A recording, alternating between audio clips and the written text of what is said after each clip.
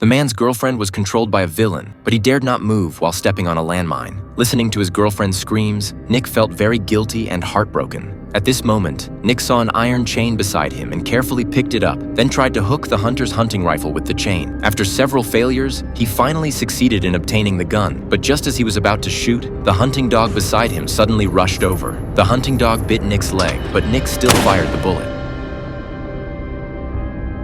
He doesn't know how long it took to wake up from his coma. He seemed to hear someone talking. It was actually the hunter. The hunter said the landmine Nick stepped on was fake. The previous shot did not hit the hunter, but instead accidentally killed his girlfriend. Looking at the dead girl lying beside him, Nick screamed in pain. A few months later, in order to avenge his deceased girlfriend, Nick found the hunter's home. He pretended to be a friend of the hunter, and the hunter's wife warmly welcomed him. When the hunter came back and saw Nick, he immediately understood that he was here for revenge. He quickly ran to the warehouse and took out his hunting rifle, intending to kill Nick. But what he didn't expect was that Nick had already secretly removed the bullet. Then Nick pulled out a handgun and fired a shot that pierced the hunter's knee.